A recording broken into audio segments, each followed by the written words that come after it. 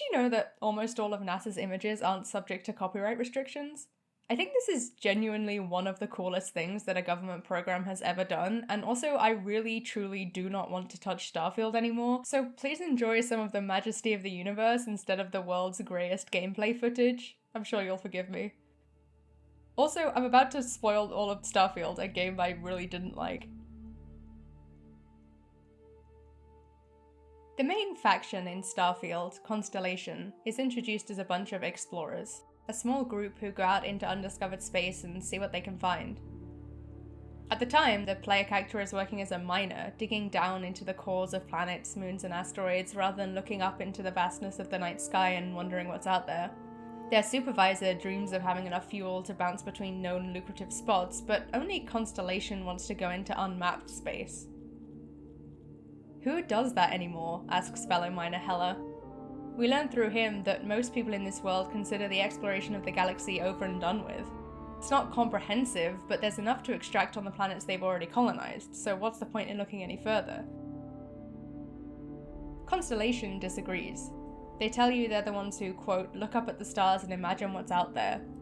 These dozen or so people are the sole inheritors of one of the most notably ancient and long-lived human instincts there is. As the player, a modern person in a world where enchantment is not quite dead, you're already on their side.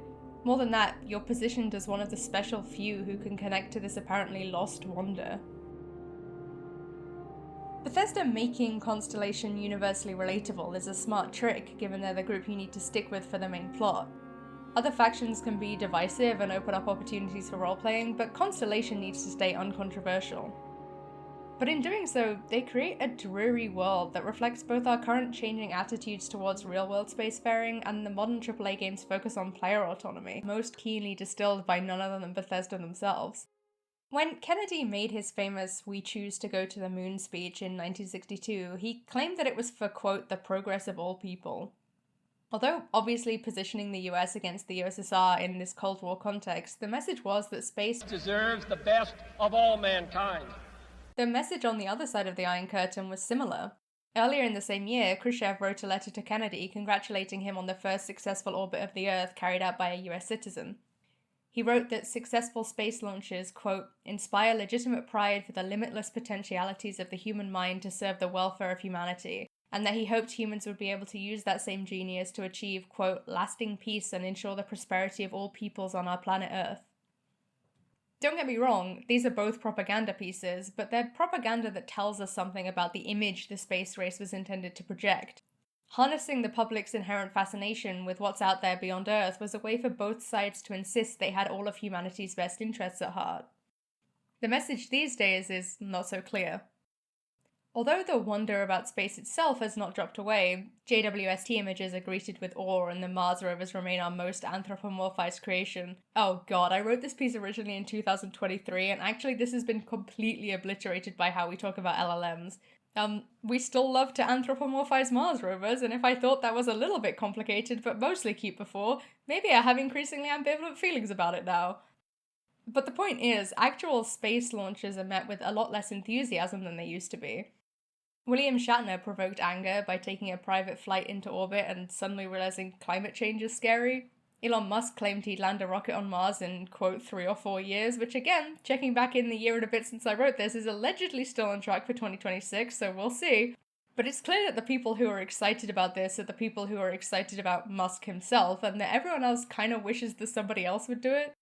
But we live in the moment where space exploration is largely driven by corporate interests. No more Voyagers, only Teslas. And Starfield's space exploration is a mix of this history. Governmental and corporate forces have finished what they set out to do, and all that's left is Constellation. It's supposedly for the good of humanity, but we've peeled everything else away until it's just a personal quest for a handful of dedicated individuals. Which is, of course, the key to Bethesda games, and AAA game design in general. You are the only person that matters. The world is a place for you alone to explore. That means that Constellation exists as a prop for the player to be the most important person in the universe. Other factions have opinions, will come to like you more or less based on your actions, but Constellation, we're told repeatedly, are neutral. What that means in practice is that the player can do whatever they want, and Constellation won't blink. They're also undermined by how Starfield's universe is constructed. There are more than 1,000 planets, so Bethesda says, but very little to do on most of them, also by their own admission. As a player, following Constellation's alleged purpose and seeking out undiscovered places just isn't very interesting. Instead, they're really only important for their function in the main quest. We actually meet Constellation because they're seeking out mysterious artifacts that may help to answer the giant mysteries of the universe. Where did we come from? Why are we here? It's focusing on these questions that Constellation is boiled down to in the end. And these are genuinely interesting questions that are adjacent to the human urge to look at the night sky and experience the awe and curiosity inherent to its beauty. But Starfield takes them out of their context and instead ties them to these magical space MacGuffins that grant the protagonist special powers and an audience with the Starborn, a race that just might know what's going on with the universe on some fundamental level. Chasing these answers in this way suddenly becomes directly opposed to the way the player is first hooked into Constellation's goals. I do look up at the stars and imagine what's out there, and games absolutely can capture that feeling, but Bethesda gives us a universe that's nothing like our own. Almost as soon as the Starborn are introduced, the mystery feels totally severed from the actual interesting real-life questions, because it's being used to build a self-contained mythology. By definition, it's one that I've never wondered about. It's not impossible to pull off the idea of creating a fictional universe to explore questions that humans have been asking about our real one for probably as long as there have been humans. The key is to maintain that same sense of curiosity and wonder that drives those questions in the first place. Obviously, the best example of this is Outer Wilds, where the universe is completely unfamiliar, but the emotions are real. Without spoiling anything, the entire point of that game is that curiosity and wonder are themselves the point of it all. But in Starfield, I'm not curious to explore.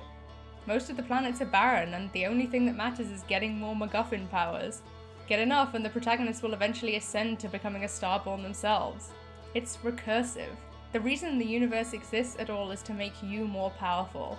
The ultimate answer to the mysteries that Bethesda have built is capital P, capital A, player agency. Of course it is. It's the logical outcome of what they've been building towards for years. And really, they gave me what they promised at the beginning. This story is founded on the idea that humanity would have stopped imagining what's out there, would have stopped gazing at the night sky and wonder. By setting the stage for the player to be special, Starfield makes its whole universe miserable.